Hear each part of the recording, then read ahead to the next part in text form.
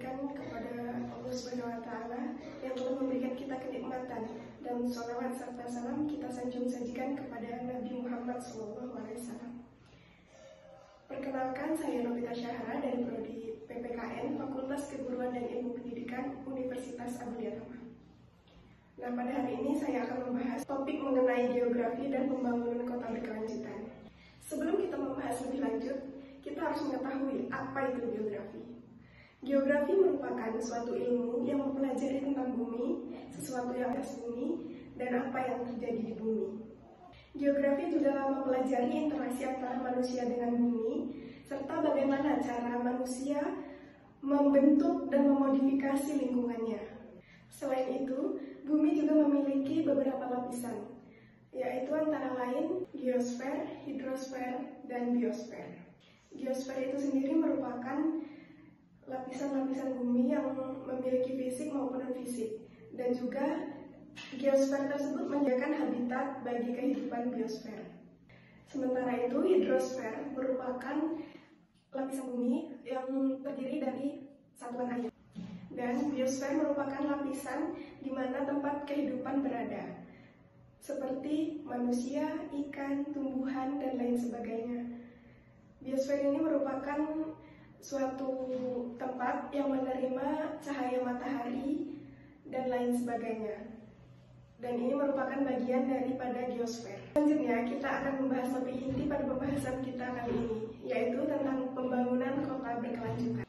Di era revolusi industri 4.0 sangat berkaitan erat dengan perubahan teknologi.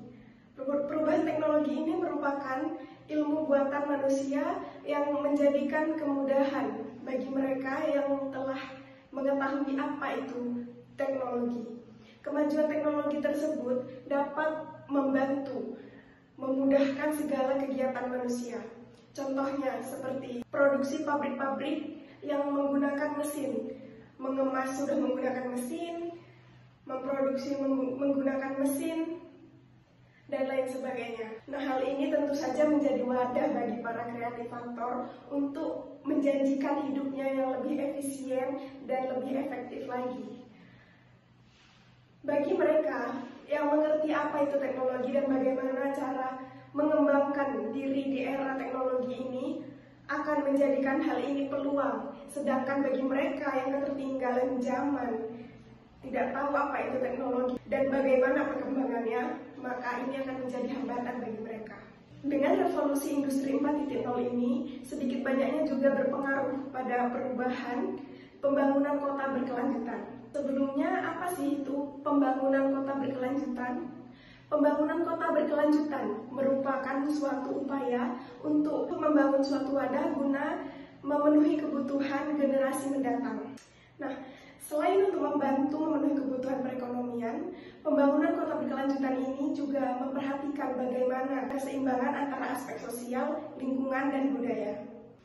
Menuju Indonesia Emas tahun 2024, kita perlu melakukan upaya untuk mencapai tujuan kita di masa depan. Dan salah satu upaya tersebut merupakan pembangunan kota berkelanjutan ini. Di samping itu, kita harus memperhatikan dan mengintegrasikan mengenai penataan ruang dan perekonomian hijau. Tapi tentunya masyarakat bertanya-tanya, apa sih itu perekonomian hijau? Perekonomian hijau merupakan suatu strategi atau upaya untuk meningkatkan perekonomian atau membangun lapangan kerja yang menjamin serta bagaimana pertumbuhan ekonomi berkelanjutan.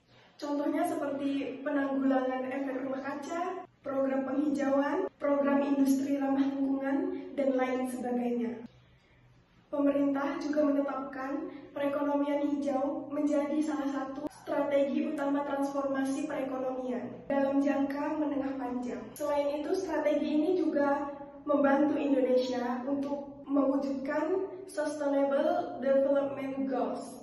Nah, terobosan baru juga dilakukan untuk membantu Indonesia dan menjadi batu loncatan dalam pencapaian target Sustainable Development Goals. Setelah kita memperhatikan perekonomian hijau agar lingkungan tetap stabil antara aspek ekonomi, budaya, sosial, dan lingkungan. Setelah itu kita harus memperhatikan bagaimana penataan ruang pada pembangunan kota berkelanjutan.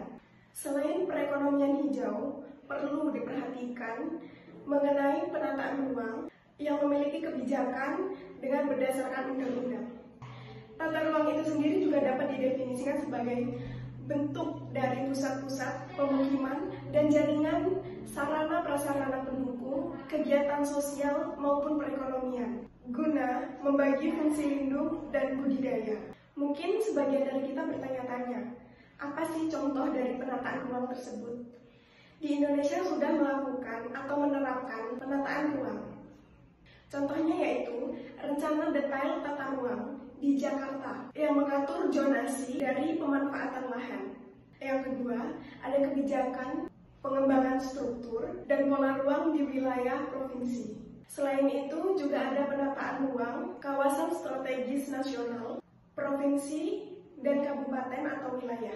Dalam pembangunan kota berkelanjutan ini, para ahli geografis perlu memperhatikan hal-hal mengenai perencanaan penataan ruang di setiap negara memiliki tujuan yang sama, yaitu tentang bagaimana memanfaatkan ruang yang terbatas supaya manusia dapat melanjutkan aktivitas untuk memelihara kehidupan, yang artinya tata ruang ini sangat berkaitan erat dengan bagaimana pemanfaatan ruang itu sendiri.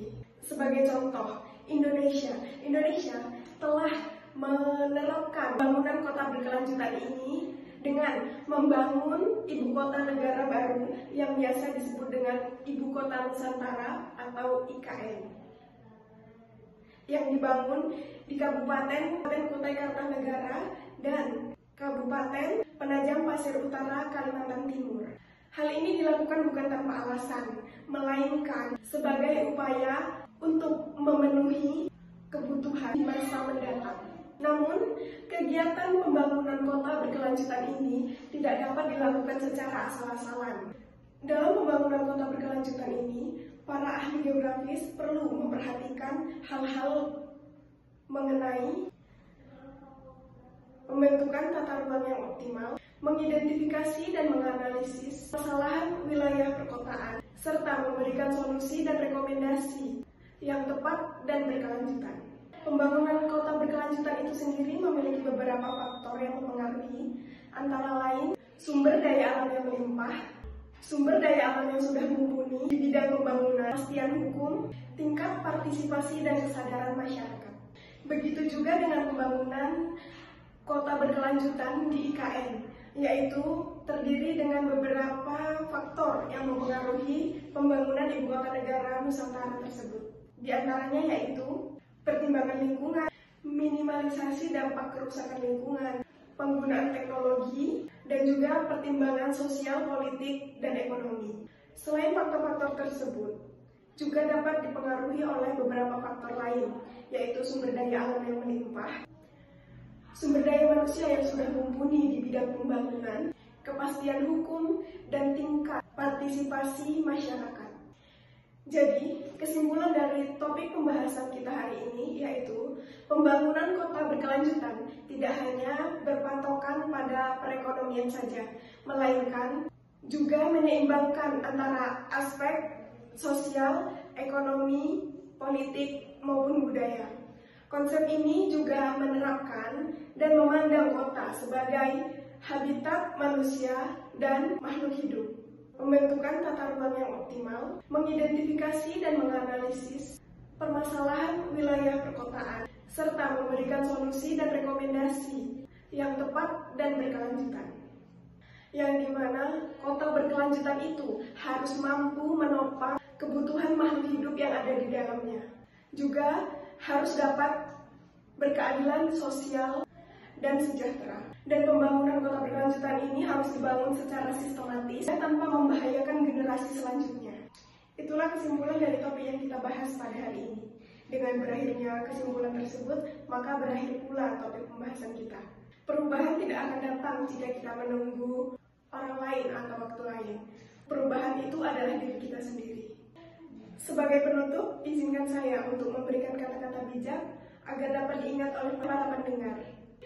Masa depan adalah milik mereka yang percaya dengan keindahan mimpi mereka. Saya Novita Syahara selaku moderator pada topik pembahasan kita hari ini. Semoga dapat bermanfaat bagi kita semua. Saya akhiri. Assalamualaikum warahmatullahi wabarakatuh.